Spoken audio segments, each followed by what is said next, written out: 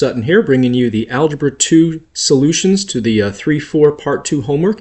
This one on using the quadratic formula and also the discriminant. This problem, they want us to figure out the discriminant and describe the number and types of solutions for this equation here. So we're going to use b squared minus 4ac, that's our discriminant piece of the quadratic formula.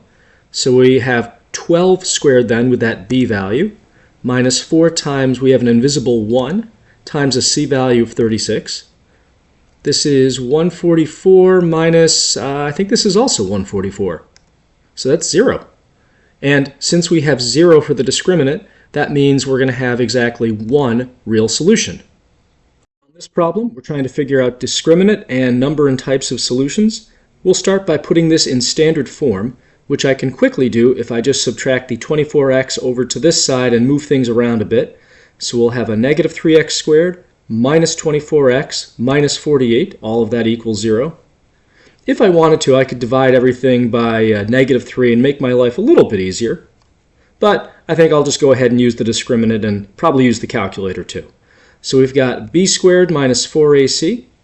That's going to be negative 24 squared minus 4 times negative 3 times negative 28.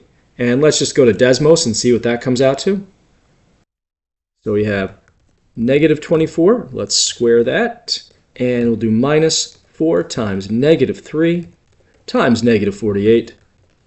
Comes out to 0. Well, if it equals 0, that means we've got one real solution. For this one, we're trying to figure out discriminant and number and types of solutions for this equation. I'm going to start by getting this in standard form. I can quickly do that if I just subtract 4x squared over to this side. And now using my discriminant, b squared minus 4ac, I've got 5 squared minus 4 times negative 4 times negative 10. So this is 25, and 3 minuses gives me a minus. That's going to be minus 160. 25 minus 160 is negative 135. The key here is that that's negative, so that's two imaginary solutions for this one. This problem, we want to know the discriminant so we can figure out the number and types of solutions for this equation. So we've got b squared minus 4ac. This is all in standard form, so I can just plug it right in. So we have this negative 4 here for our b value, so that's negative 4 squared, minus 4 times 4 times negative 24 for the c value. And let me just go on Desmos and see what this comes out to. So let's see here, we got negative 4, square that, and we're doing minus 4 times negative 24, comes out to 400.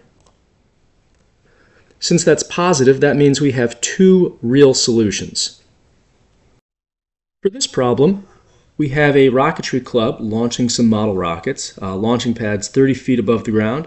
Your model rocket has an initial vertical velocity of 105 feet per second, and then your friend's has a velocity of 100 feet per second. First part of this free response kind of question is we want to know if your rocket reaches a height of 200 feet. And how about your friends while we're at it? So one way to do this, well, probably the only way to do this one is we need to start with a formula for the height of the rocket.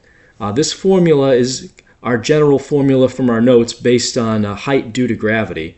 So that's h of t equals negative 16t squared plus v0t plus s0, where this v is your velocity and this s is just your initial starting height. And this negative 16, if you were wondering, that's gravity.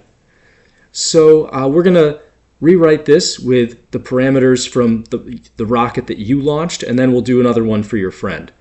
So we've got the negative 16t squared, that's hanging around. For this v, I'm going to use 105.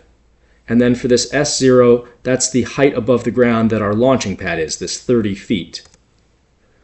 Now, if I want to know if your rocket reaches a height of 200, I'm basically saying if I plug in 200 for this h over here, is there a t value that makes this equation true?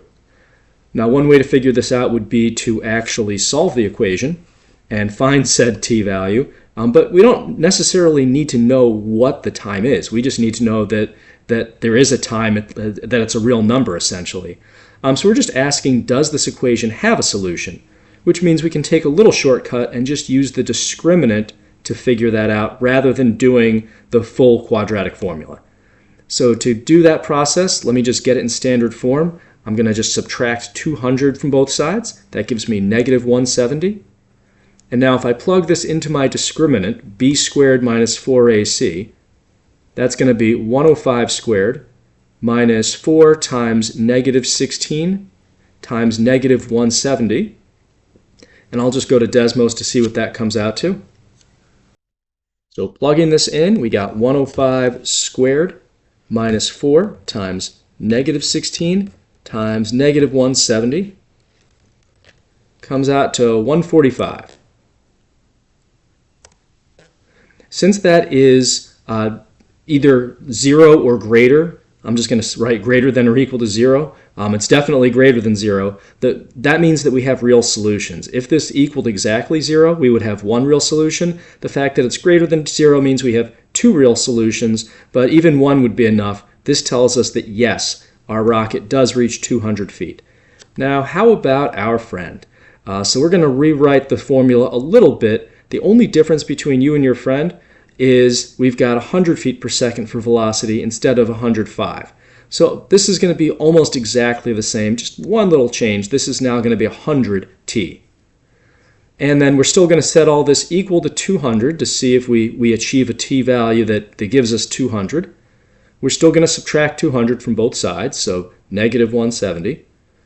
And we're still going to use the discriminant, and all of this is going to be almost identical, except this 105 squared is now going to be a 100 squared. Everything else is the same, though. Because this is so similar, I'm just going to go back to Desmos, and I am going to change this 105 to a 100. That's the only change I need to make. And it's a small change, but it has a big impact here. This is now going to be negative 888. Since that is negative, this tells us that the equation here, checking to see if we reach 200, has no real solution. There is no actual time that happens, which basically means your friend does not get to 200 with their rocket. For this problem, they want to know which rocket is in the air longer and by how much. So we need to calculate the times now that our rocket achieves a value of what for the height? Well, in the air means this is the time before the rocket hits the ground. So we're trying to figure out when that happens. We can just use 0 for the height. That's the ground height, right?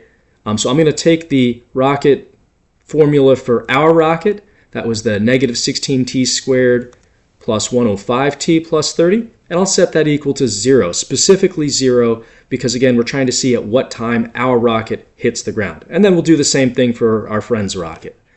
I'm going to go straight to quadratic formula for this one. So we have negative b, so negative 105 rather, plus or minus square root of 105 squared, b squared, minus 4 times our a value of negative 16 times the c value of 30, all over 2 times negative 16. Now this stuff inside the square root looks kind of familiar because we found the discriminant in order to answer the last question, but it's not exactly the same. So be careful not to just use your value from part A. This 30 is different. Last time it was a negative 170. So let's freshly enter this into the calculator. So I'll do a fraction. We've got negative 105, and there isn't really a plus or minus on the calculator, so we're just going to do them individually. So plus SQRT, and then we have 105 squared minus 4 times negative 16 times 30. And then down below here, we've got 2 times negative 16. So that all comes out to a negative number, negative 0.27. So that doesn't really make a lot of sense, that the rocket would hit the ground, less than 1 second before you launched it. So let's change this plus here to a minus, and let's see that. That's going to give us 6.84 and some change. So we'll call that 6.8 seconds. That seems a little more realistic. So we're going to discard that other solution of about negative 0.3. All right, so let's do this whole dance again for your friend's rocket. Now the only difference is that your friend had a 100 instead of a 105. So let's just use the same equation with one slight change. We'll set this equal to 0. There we go. And let's use our quadratic formula again. Very similar setup, except we have 100 instead of 105. So this is negative 100, 100 squared. The rest of this stuff is all going to be the same. Same a value, same c value, same a value down here. And let's plug all that in the calculator.